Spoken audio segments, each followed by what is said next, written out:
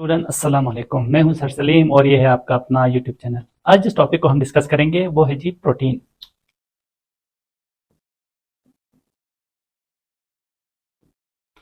Dear student, इससे पहले भी हमने समझा था कि प्रोटीन हमारे जिस्म के अंदर मौजूद मैक्रोमोलिक्यूल में से एक इंतहाई अहम मैक्रोमोलिक्यूल है।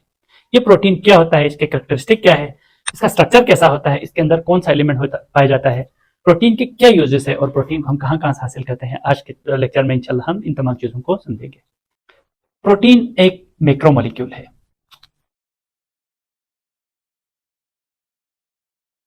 मैक्रोमोलिक्यूल हमारे जिस्म में बहुत सारे होते हैं, लेकिन वो तमाम के तमाम मैक्रोमोलिक्यूल का वेट और मास जो है वो ज्यादा नहीं होता। लेकिन प्रोटीन एक ऐसा मोलिक्यूल है, मैक्रोमोलिक्यूल है जिसका मास ज्यादा होता है। High molecular wait. प्रोटीन एक ऐसा मैक्रोमोलिक्यूल है जिसका वेट ज्यादा होता है। दूसरी बात यह है कि protein is a polymer. It is a polymer. Protein एक मोनोमर नहीं होता, बल्कि प्रोटीन बहुत सारे मोलिक्यूल से मिलकर बना होता है, लिहाजा प्रोटीन एक पॉलीमर है। और एक ऐसा पॉलीमर है जो कि बिल्ड हुआ हुआ है। किससे बिल्ड हुआ हुआ है? छोटे छोटे मोलिक्यूलों से मिलकर बना हुआ होता है और उन मोलिक्यूलों को कहते हैं polymer, monomer. Monomer. Protein monomer से मिलकर बना हुआ होता है। जिन मोनोमर से या जिन छोटे छोटे मोलिक्यूल से ये प्रोटीन बना हुआ है, उन मोनोमर्स को हम अमाइनो एसिड का नाम देते हैं। Amino acid. ये स्टूडेंट, इसका मतलब ये हुआ प्रोटीन एक पॉलीमर है जो कि बना हुआ है छोटे मोनोमर से, और वो मोनोमर जिससे प्रोटीन बना हुआ है उनको हम अमाइनो एसिड का नाम देते हैं। अगर आप किसी भी प्रोटीन को पानी के जरिए हाइड्रोलाइज करें तो ये प्रोटीन टूटकर अमाइनो एसिड के अंदर कन्वर्ट हो जाता है। हमारे पास पॉलीमर है, प्रोटीन है। अगर आप इस प्रोटीन को हाइड्रोलाइज करें, हाइड्रोलाइसिस करें, तो प्रोटीन टूट जाएगा। जब प्रोटीन टूटेगा, जो जो छोटे छोटे यूनिट बनेंगे वो क्या चीज होगा? अमाइनो एसिड होगा। अमाइनो एसिड होगा।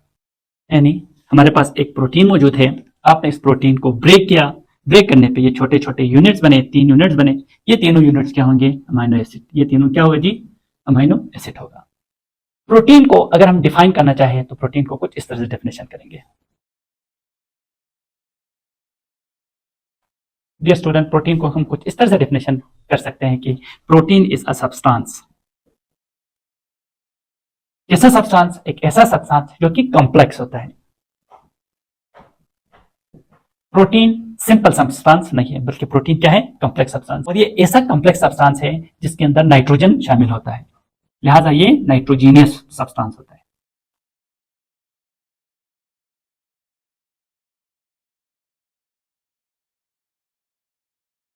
डेफिनेशन क्या हुआ? Protein is a complex nitrogenous substance. Definition में हम आगे जाकर ये लिखेंगे कि अगर आप इस नाइट्रोजीनियस कॉम्प्लेक्स सब्सटेंस को बाय यूजिंग वाटर हाइड्रोलाइज करें तो ये प्रोड्यूस करता है क्या? Amino acid.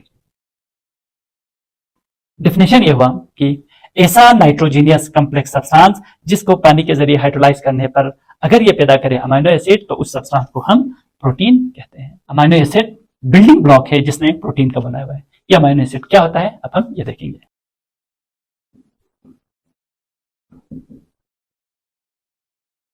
अमाइनो एसिड वो सब्सटेंस है जिसने से मिलकर प्रोटीन बना हुआ होता है। यानी हम कह सकते हैं कि amino acid is building block of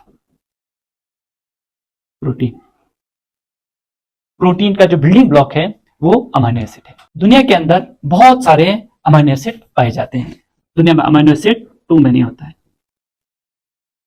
लेकिन वो तमाम के तमाम अमाइनो एसिड प्रोटीन के अंदर इस्तेमाल नहीं होता। इन तमाम अमाइनो एसिड में से सिर्फ 20 अमाइनो एसिड ऐसे हैं जो कि प्रोटीन के अंदर पाए जाते हैं। इन दुनिया में बहुत सारे अमाइनो एसिड मौजूद होते हैं, उन तमाम में से 20 अमाइनो एसिड प्रोटीन के अंदर इस्तेमाल होता है। इन 20 अमाइनो एसिड में से जो प्रोटीन के अंदर इस्तेमाल हो रहा होता है, 10 अमाइनो एसिड हमारी बॉडी खुद बनाती है। इस 20 में से 10 अमाइनो एसिड सिंथेसाइज होता है इन बॉडी। इन तमाम अमाइनो एसिड को कहते हैं non essential amino acid. Non essential amino acid. बाकी जो 10 बच गए जो हमारे बॉडी के अंदर तैयार नहीं होता, उनको क्या कहेंगे हम? Essential amino acid. 10 amino remaining 10, इनको क्या कहेंगे? Essential amino acid. In short, दुनिया में बहुत अमाइनो एसिड है, उनमें से 20 प्रोटीन को बनाने के लिए इस्तेमाल होता है। इन 20 प्रोटीन को बनाने वाले अमाइनो एसिड में से 10 अमाइनो एसिड हमारे जिस्म के अंदर ही बन जाता है, उनको नॉन इसेंशियल अमाइनो एसिड कहते हैं। और वो 10 अमाइनो एसिड जो हमारे जिस्म में नहीं बनता, उनको हम इसेंशियल अमाइनो एसिड कहते हैं। अब हम देखेंगे अमाइनो एसिड क्या होता है, इसका स्ट्रक्चर कैसा है।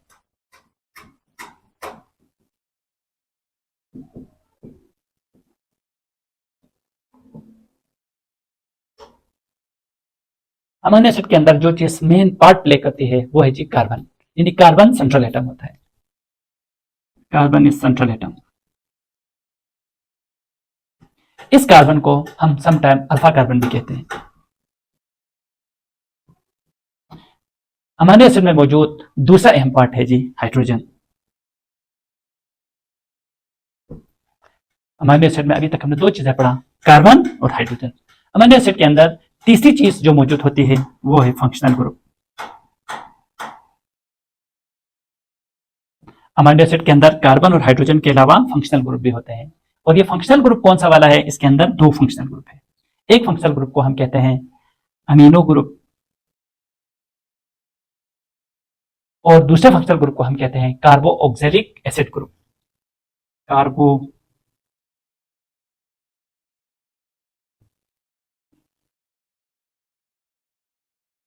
अमाइनो एसिड के अंदर मौजूद जो चौथी चीज है डियर स्टूडेंट, वो है जी आर ग्रुप।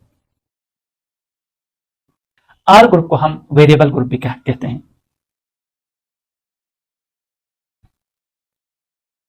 Variable group. ये स्टूडेंट एक और बात, हमारे पास मुख्तलिफ किस्म के अमाइनो एसिड है। इन तमाम अमाइनो एसिड के अंदर carbon, hydrogen, functional group same होता है, लेकिन इन तमाम में फिर डिफरेंस किस चीज का आता है? वो है इस आर ग्रुप का। यानी तमाम अमाइनो एसिड के अंदर सारी चीजें सेम होती है सिवाय इस आर ग्रुप के। इस आर ग्रुप से हम मुख्तलिफ अमाइनो एसिड को डिफ्रेंशिएट करते हैं। अब हम देखते हैं कि इसका स्ट्रक्चर कैसा होता है। सबसे पहले अभी आपको समझाया कि कार्बन होता है, कार्बन लिखा, कार्बन के एक साइड पर होता है जी हाइड्रोजन। कार्बन के साथ और क्या मिला होता है? आर ग्रुप, जिसको हम वेरिएबल ग्रुप कहते हैं। कार्बन के साथ जो दूसरी चीज मिली हुई होती है, एक फंक्शनल ग्रुप है जी nitrogen, hydrogen, hydrogen, amine group. Carbon के अगले साइड पर जो चीज मौजूद होता है वो है कार्बो ऑक्सैलिक एसिड ग्रुप। इसको हम कुछ इस तरह नोट करेंगे। ये स्टूडेंट आप यहां पे देख रहे हैं, सबसे पहले कार्बन होता है, कार्बन के साथ हाइड्रोजन होता है, कार्बन के साथ आर ग्रुप होता है। इसके अलावा दो फंक्शनल ग्रुप होते हैं, एक है अमाइनो ग्रुप, दूसरा है carboxylic acid group. I hope dear student, अब हम देखेंगे कि डाइपेप्टाइड और पेप्टाइड बॉन्ड क्या होता है।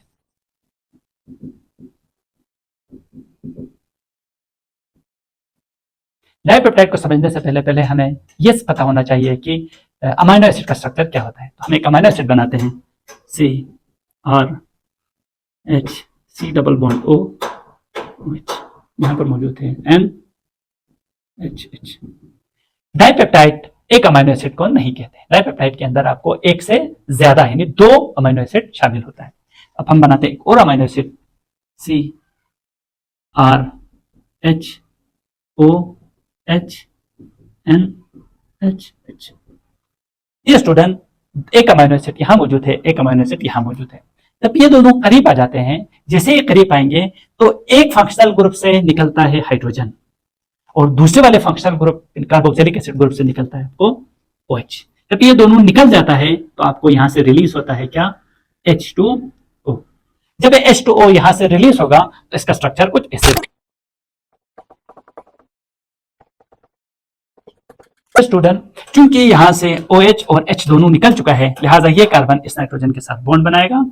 अब इन दोनों के बीच में बॉन्ड बनने से अब ये दोनों आपको अलग अलग मॉलिक्यूल नहीं है, बल्कि आपको एक मॉलिक्यूल बन चुका है और इस मॉलिक्यूल का नाम है जी डाइपेप्टाइड। एक अमाइनो एसिड दूसरे अमाइनो एसिड के बीच में ये जो लिंक बना है, ये जो बॉन्ड बना है, इस बॉन्ड का नाम है जी पेप्टाइड बॉन्ड। डाइपेप्टाइड के बारे में हम क्या लिखेंगे? जो चीज डाइपेप्टाइड के बारे में लिखेंगे, पहला पॉइंट हम डाइपेप्टाइड के बारे में ये लिखेंगे कि डाइपेप्टाइड के अंदर आपके दो अमाइनो एसिड मौजूद होते हैं। डाइपेप्टाइड दो अमाइनो एसिड से मिलकर बनता है।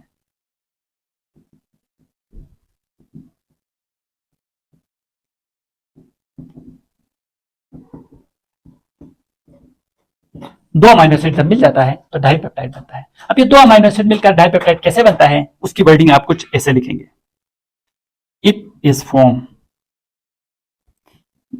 डाइपेप्टाइड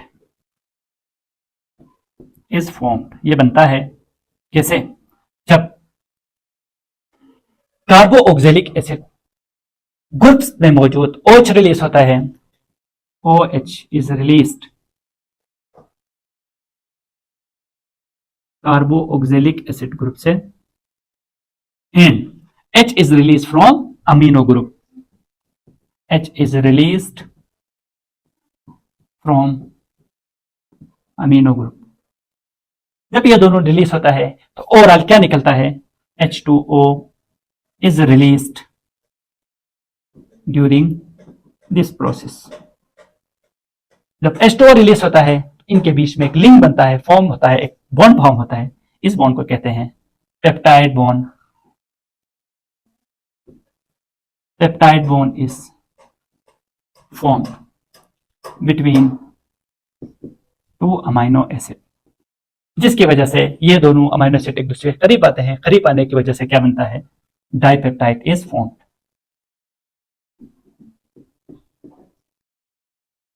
डाइपेप्टाइड इन दोनों के बीच में बनता है और ये प्रोसेस है डाइपेप्टाइड की फॉर्मेशन का। डियर स्टूडेंट, अगर ट्राइपेप्टाइड बनना हो तो ट्राइपेप्टाइड कैसे बनेगा, एक और आएगा यहां पर अमाइनो एसिड का मॉलिक्यूल, यह अमाइनो एसिड का मॉलिक्यूल आकर जब इस OH के साथ रिलीज अटैच हो जाएगा तो अब आपको क्या बनेगा, ट्राइपेप्टाइड। इसी तरह एक और यहां पर अमाइनो एसिड का ग्रुप आ जाए, एक और अमाइनो एसिड का ग्रुप यहां पर आ जाए तो इससे आपको जो मॉलिक्यूल बनेगा, इस मॉलिक्यूल का नाम है पॉलीपेप्टाइड। आपको यहां पर अमाइनो एसिड की तादाद हजारों के अंदर भी मिल सकता है, पॉलीपेप्टाइड के अंदर अमाइनो एसिड की तादाद बहुत ही ज्यादा होती है। आई होप कि आपको पेप्टाइड क्या होता है, डाइपेप्टाइड क्या होता है, पेप्टाइड बॉन्ड क्या होता है, पॉलीपेप्टाइड क्या होता है और ट्राइपेप्टाइड क्या होता है, इसके अलावा पेप्टाइड बॉन्ड की फॉर्मेशन कैसे होती है, यह सारा प्रोसीजर आपको अच्छी तरह समझ में आ गया होगा।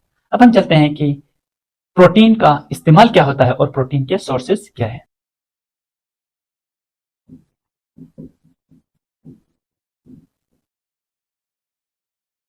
डियर स्टूडेंट, प्रोटीन आपको दो सोर्सेस से हासिल होते हैं।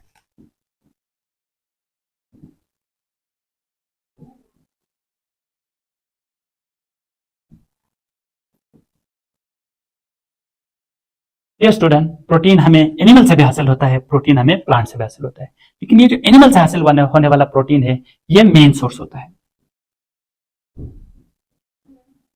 ये मेन सोर्स क्यों होता है, ये मेन सोर्स इसलिए है क्योंकि एनिमल से हासिल होने वाले प्रोटीन के अंदर तमाम और अमीनो एसिड प्रेजेंट होते हैं। यानी एनिमल से जो आपको प्रोटीन मिलेगा उस प्रोटीन के अंदर तमाम किस्म के अमीनो एसिड मौजूद होते हैं, और दूसरा ये तमाम किस्म के अमीनो एसिड एडिक्वेट अमाउंट के अंदर होता है।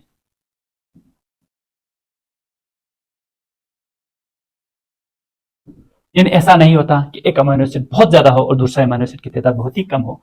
इसलिए आप एनिमल से हासिल होने वाले प्रोटीन को मेन सोर्स कहा जाता है। स्टूडेंट, एनिमल से जो हमें प्रोटीन हासिल होता है वो इन शक्लों में आता है, मीट, इसके अलावा फिश,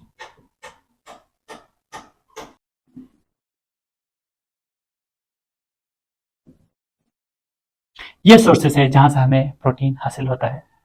प्लांट में पल्स, ये स्टूडेंट पल्स और बीन्स प्लांट है और इनसे भी आपको वाफिर मकदार में प्रोटीन हासिल होता है। ये दोनों थे प्लांट सोर्स और एनिमल सोर्स जहां से हमें प्रोटीन हासिल होता है। अब हम देखेंगे प्रोटीन के क्या क्या यूजेस होते हैं।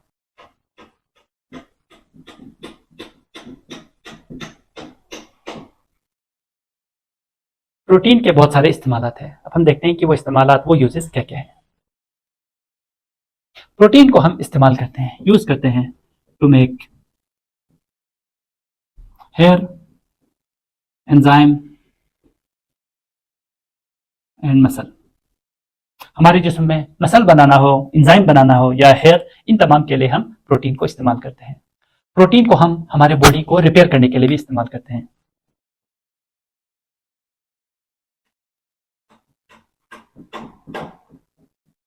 खुदा न ख्वास्ता बॉडी में कहीं पे कट लग जाए तो वो जगह खराब हो जाता है, उस जगह को रिपेयर करने के लिए भी हमें प्रोटीन चाहिए होता है। प्रोटीन को अगला पर्पज जिसके लिए हम इस्तेमाल करते हैं वो है टू मेक प्रोटोप्लाज्म।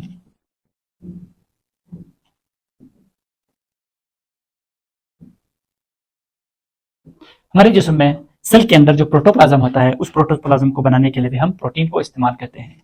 इसके अलावा सेल के दूसरे ऑर्गेनेलीज को बनाने के लिए भी हम प्रोटीन को इस्तेमाल करते हैं। ये प्रोटोप्लाज्म क्या चीज है? प्रोटोप्लाज्म ये हमारी जिस्म के अंदर सेल होता है, सेल का न्यूक्लियस है। यहाँ पर एक लिक्विड होता है जिसको साइटोप्लाज्म कहते हैं।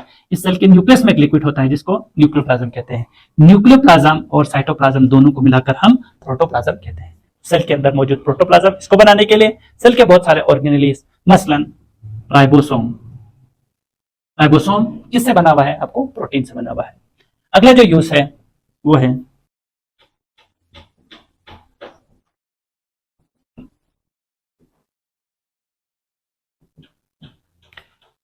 हमारे फिजिकल और मेंटल दोनों ग्रोथ के लिए, स्पेशली चाइल्ड के मेंटल ग्रोथ और फिजिकल ग्रोथ के लिए भी आप प्रोटीन को इस्तेमाल करते हैं। जब आप बोन को पानी के अंदर गर्म करते हैं तो इससे आपको एक प्रोटीन हासिल होता है। उस प्रोटीन का नाम है जेलेटिन। इस जेलेटिन को हम बेकरी के आइटम के अंदर इस्तेमाल करते हैं। हमारे जिस्म के अंदर कोई भी रिएक्शन नहीं होता है जब तक हमारे जिस्म के अंदर एंजाइम ना हो। तो एंजाइम के गैर मौजूदगी में जिस्म के अंदर कोई भी रिएक्शन नहीं होता। और ये एंजाइम भी क्या चीज होता है? आपको एक प्रोटीन होता है। प्रोटीन की एक टाइप होती है एंजाइम, और इस एंजाइम का काम रिएक्शंस को फास्ट करना होता है।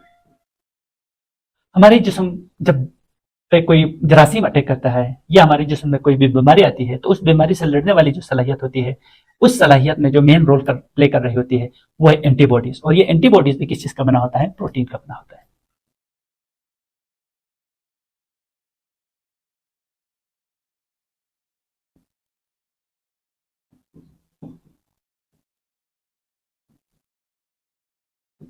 हमारे बॉडी को प्रोटेक्ट करने के लिए एंटीबॉडीज की जरूरत होती है, और ये एंटीबॉडीज भी किसका बना होता है? प्रोटीन का बना होता है। ये था कुछ इस्तेमालात जो प्रोटीन के हैं। आई होप कि आपको ये लेक्चर पूरे का पूरा समझ में आ गया होगा। अगर अभी भी आपके जहन में कोई कंफ्यूजन हो तो आप कमेंट सेक्शन में मुझे पूछ सकते हैं। मैं कोशिश करूंगा उन तमाम सवालों के जवाब दे सकूं। अगर आपको ये वीडियो अच्छी लगी हो तो बराए मेहरबानी अपने दोस्तों में भी इसको शेयर कीजिएगा ताकि वो लोग भी इस लेक्चर से फायदा उठा सके। Thank you so much. अल्लाह हाफिज़।